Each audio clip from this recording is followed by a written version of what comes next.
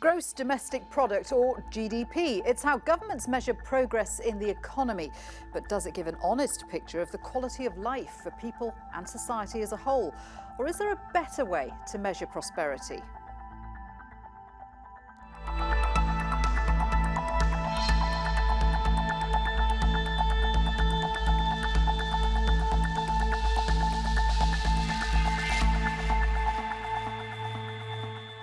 Hello there and welcome to Roundtable. I'm Shuli Ghosh. GDP is often used as an indicator of well-being, but it doesn't account for social and environmental costs. And the figures can also mask problems accumulating in the background. But if we don't use GDP as a yardstick, what can we use?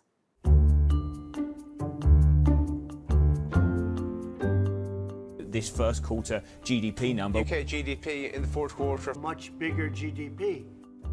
Gross domestic product is the most common tool in measuring a country's progress. It's a snapshot on how an economy is doing. But is it really the ideal way to understand well-being? Can a country have high GDP while its people struggle? GDP is the sum of government spending, business investment, consumption and net exports over a set period. Ordering dinner or buying a car, it all counts, unless it's imported from another country. But policymakers and economists are questioning if it's the right tool to measure real prosperity. GDP growth is a key indicator, but is only part of the picture when it comes to a nation's well-being, because it doesn't measure other aspects of what makes a country a great place to live. High GDP growth can fuel environmental problems, like pollution from developing industries. It also doesn't reveal anything about crime rates, income inequality, health, or happiness. The search for alternatives to GDP goes back decades. The economics is also concerned with the poor, the downtrodden, the underdogs of society. The Human Development Index was coined by economists in the 1990s and rapidly became popular. It's a composite index of life expectancy, education and per capita income. New Zealand's Prime Minister also wants to look beyond GDP figures. We wanted to measure success differently. The OECD and IMF have been calling for these changes for some time, but we'll be amongst the first to be trialling this in 2019 as part of our budget. Bhutan, a tiny Buddhist kingdom in the Eastern Himalayas, prefers to use a gross national happiness index. It measures well-being across several areas, from education to psychological well-being and good governance. Its philosophy inspired a UN-sponsored happiness summit, rankings, and even World Happiness Day. But in last year's UN Happiness Report, Bhutan came in 97th place. GNH is a goal that the whole Bhutanese people and citizens is trying to claim, trying to achieve that. Right now, nobody is saying that Bhutan has achieved gross national happiness. China also searched for an alternative tool with its Green GDP Index. It measured economic growth while accounting for environmental damage. The first figures were released in 2006, but the index was dropped a year later. Environmental damages had greatly reduced growth figures, according to a Beijing Times report. GDP is a useful economic metric showing the wealth of countries, but well-being is not just a matter of finance. Do we need a more holistic approach? Should policymakers prioritise other indices instead of purely economic tools? Well, all my guests are with me in the studio today. Joining us at the round table is Shone, CEO of ExplainTheMarket.com, Trevor Williams, former chief economist at Lloyds Banking Group and author of Trading Economics, and Beatriz Armendariz, the senior lecturer at the Department of Economics at UCL. Good to have all of you with me today. So let's talk a little bit about this, about how we define well-being. And is GDP the best way to measure that? Trevor, what do you think? Well, I think your programme got it spot on, that there are other measures of prosperity, of living standards than simply looking at GDP. I can defend GDP to some extent because I think it's a technical measure of value added and the amount that goods and services will produce in an economy over time. So I suppose it's an easy calculation. It's a calculation that you can make across different countries, so it's a good comparable exercise. But bankers like you love using GDP, don't you? Well, I think it's a useful tool for calculating changes over time. And you'll notice that many of the other measures that you mentioned, they're somewhat subjective, and they're open to political and all sorts of social, perhaps, manipulation. However, there is a view in economics about welfare. And welfare is broader than just GDP.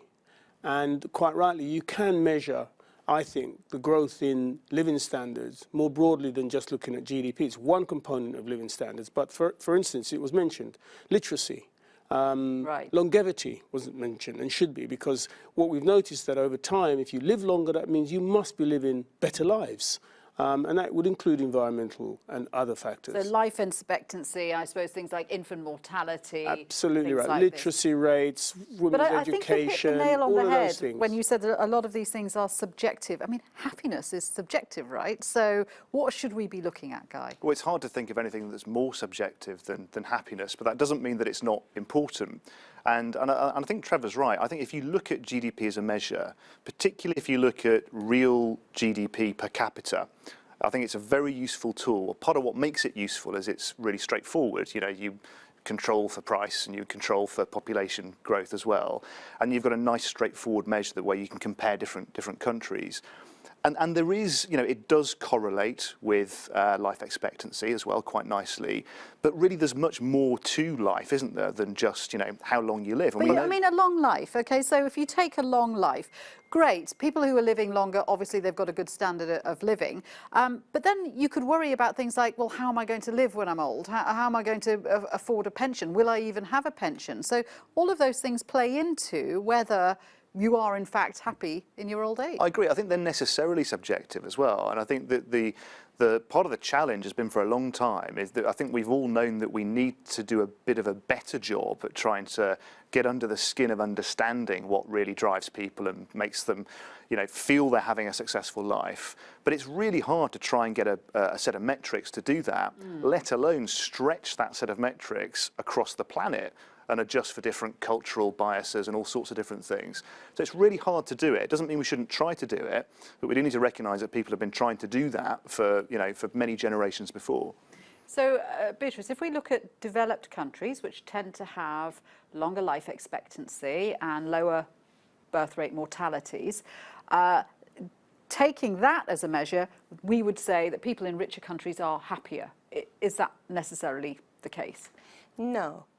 What we observe is that it correlates with income per head, both subjective measures, as my colleagues would call them.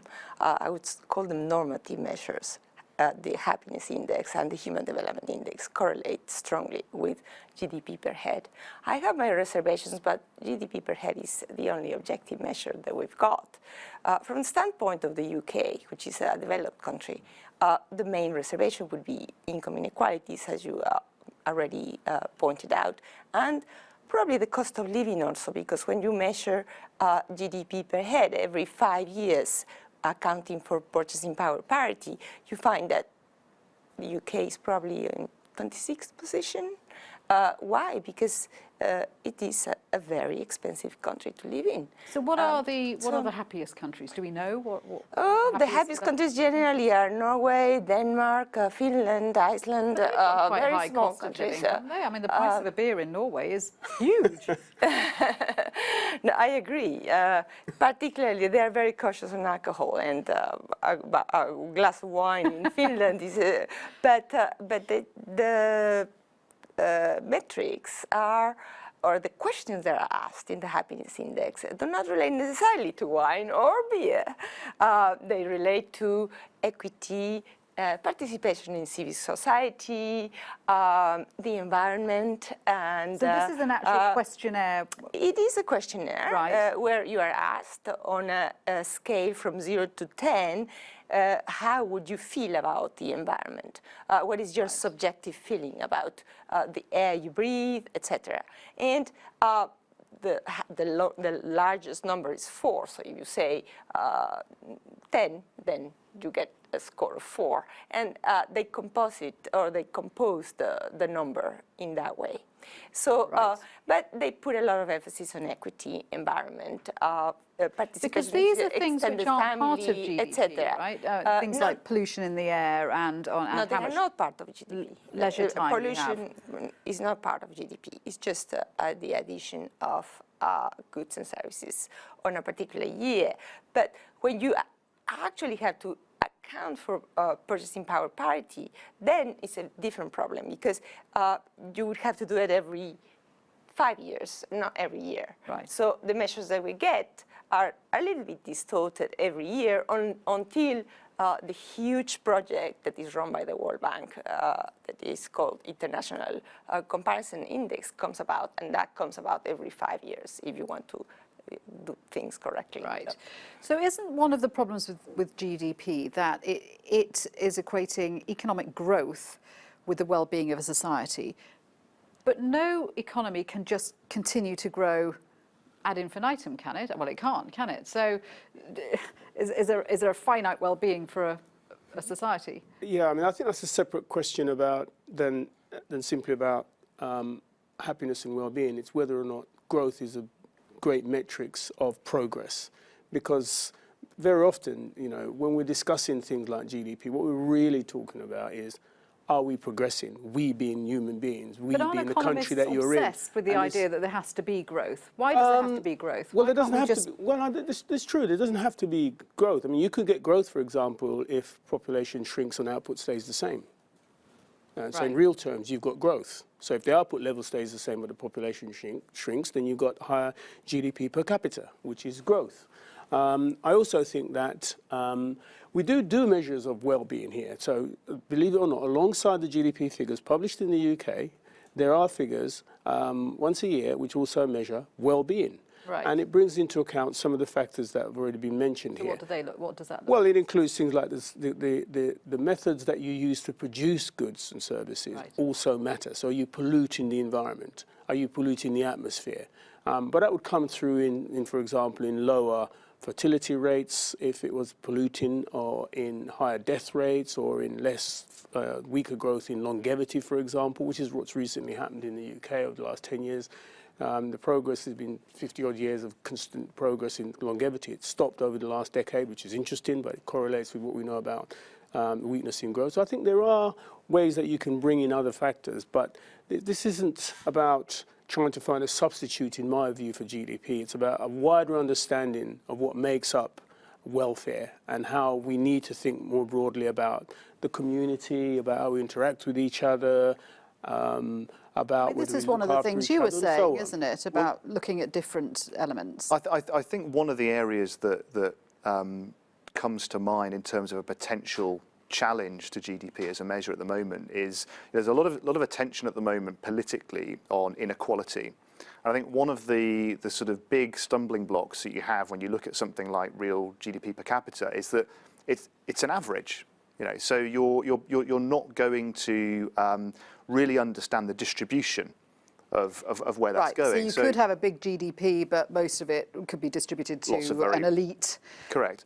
So I think trying to find ways of engaging with the inequality debate in a way that also links to a sensible and robust set of metrics, I think there's potentially more work to do there, or at least more thinking. Isn't this what the New Zealand government was saying that it wanted to do? That its next budget would deal with not just with economic growth, but with policies that put people at and well-being. I mean, I don't know what those policies would be, but the problem though with this, I think, which is hard to reach consensus on, is that you inevitably end up getting into a situation where you can't avoid paternalistic strategies.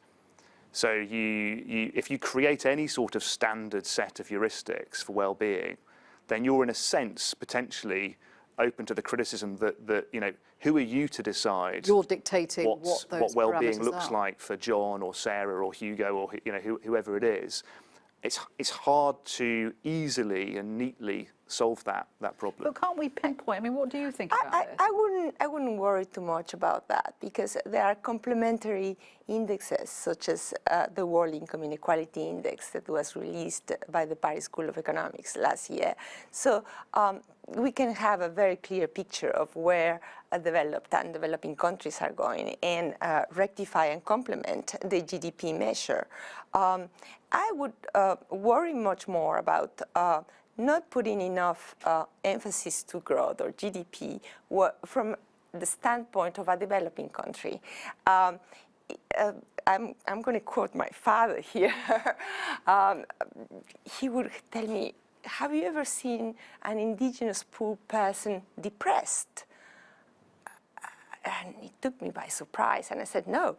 Well, he has no time to be depressed. He needs to be fed, he needs to work hard in order to have, you know, a meal on the table for him and his family. So I think growth and GDP per capita are good indicators, at least in terms of I would say necessary conditions. So what do you think about the fact that... Not sufficient, but necessary. So we've got New Zealand saying that next year's budget would be the first in the world to measure success by its people's well-being. So putting well-being rather than growth at the centre of its policies. I'm not sure what the economists in New Zealand think about that. Yeah, well, I worry about what that means, like Guy does. I mean, I think that, for example, New Zealand said they're going to ban foreigners from owning houses in one of the Wellington or one of the major cities. Well, you know, really, how does that benefit locals? Does it? You know, because actually, the germination of ideas and cross-fertilization and people moving around and best practices, you need people to be able to move around as they see fit, and that inhibits that.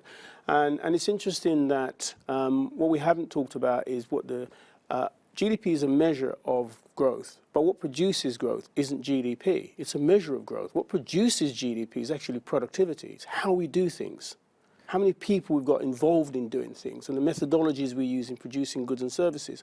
And so we are in danger maybe of having, it seems to me, a potentially fatuous debate about how do we measure happiness, when actually we're at the stage of human development where science and the way we make things and interact and the way the economies operate now across the world in different ways means that we've progressed to the extent we can worry about happiness. There's no point in worrying about happiness if you haven't got any food on the table.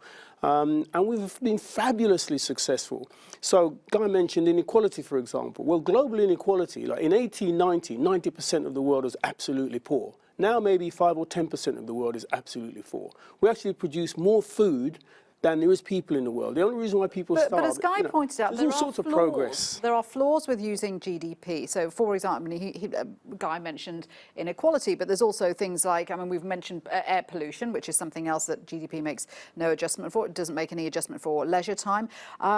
It doesn't count bad development as well as good development. So, for example, when there's an earthquake, there's always a rise in productivity after an earthquake, but no one would assume that having an earthquake is something that's going to make you happy. So I would disagree. Sorry.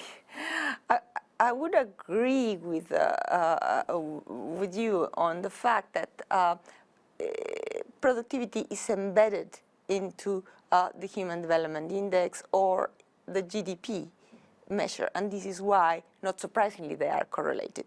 If you are better educated and you are healthier, you are more productive on average, and therefore there is no surprise on the huge correlation that we have with Human Development Index and GDP per head. I think that's true. I think we do have, not to derail the debate off topic, but we do have a productivity problem worldwide at the moment, and you see this in the UK and other governments who are struggling to understand why the vast improvement in technology and communication and education isn't delivering the increase that people would be hoping for when it comes to productivity. And I think there is a similar problem with GDP and inequality and growth as there is with productivity.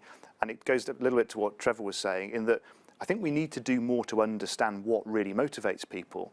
You know, I think we sometimes we concentrate on the metric, you know, and not actually sort of step back and realise that, that's about measuring the thing.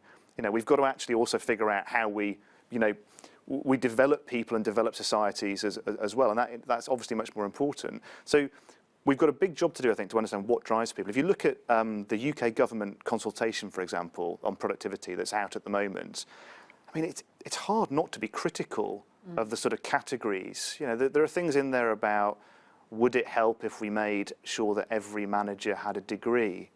You know, it's hard not to feel lackluster when you read it. You know, when there's a lot of. What do you think it should be about? I think we need to spend more time. I mean, I do a lot of ethnographic research, so sort of pseudo-anthropological, you know, watching folk and talking to folk in situ, and I think we need to do more of that. We need to understand people without finishing their sentences for them. You know, the answer isn't always an index or a framework. You know, it's interesting because last month there was a group of academics who went to Brussels and they were calling on the EU to move away from the obsession with GDP, look more towards sustainability and well-being. And number one on the list of demands was to reconsider the pursuit of growth as the overarching policy goal. Now, to some extent, that is sort of happening. The UN has got these sustainable development goals that it's looking at, and that seems to sort of move into this more sort of environmentally friendly, sustainable future. But, I mean, do you think it's something that governments are now thinking more about? Well, I believe that the governments do know already that, for example, the number one development goal, which is reduction of absolute poverty, has been driven by high growth in China. And without that, the development goal of reducing absolute poverty would not have been met. And at the same time, this is context-specific, pretty much like productivity. It's context-specific. Probably, clustering at the Silicon Valley makes people much more productive than clustering at UCL, where I work, because research is sometimes teamwork and sometimes it's not. So I believe that it's very context-specific. Also, the reduction in mortality, which is one of the Millennium Development Goals, well, it hasn't happened in sub-Saharan Africa, for example, and the goal has not been met. That target has not been met in there or Bangladesh.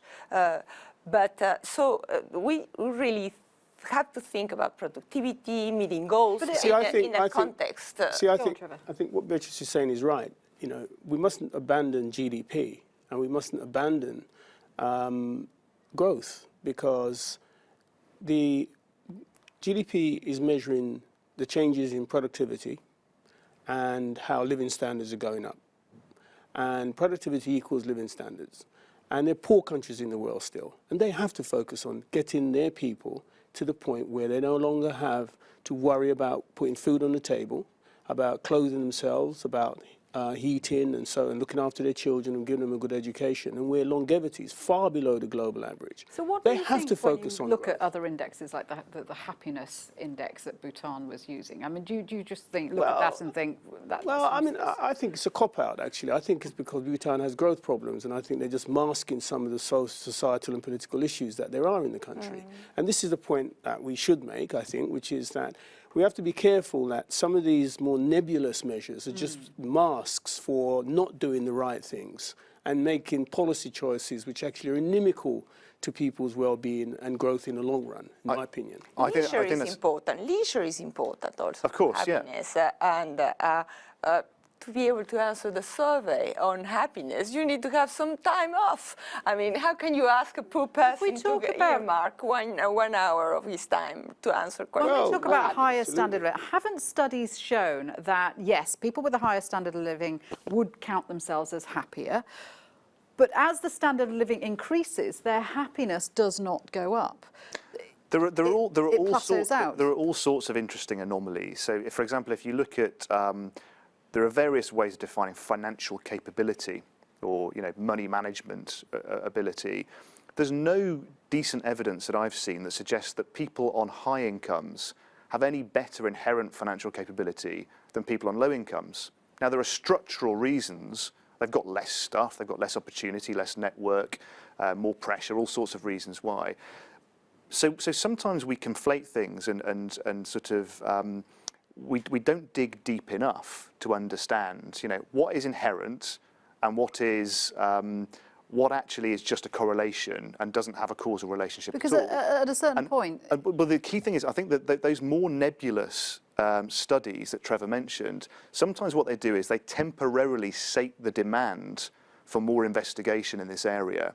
And so what you get is you don't ever really get a serious, comprehensive investigation. The origins of the happiness index also date back to Easterlin's observation that as the standards of living as measured by GDP in America were increasing, the happiness index. Yeah, so it becomes not just about having stuff, but having as much stuff. Exactly. Well, exactly. Go on, Trevor. Well, it's a point I was just about to make, actually, Shone, which is that once you have got to the point where you have a roof over your head, you have a car, you can put food on the table, and so on and so forth, okay? How much more do you need? Right, guys, we're running out of time, so I just want very quickly, yes or no, any alternative to GDP as a yardstick? No complementary things, Complementary. but no, yeah. And you guys? Same, complementary. Okay, GDP, Yes. obviously here to stay. Thank you very much indeed for joining me in the studio. Good to have all your thoughts there, and I think we're all very happy with that. Until next time on Roundtable, bye-bye.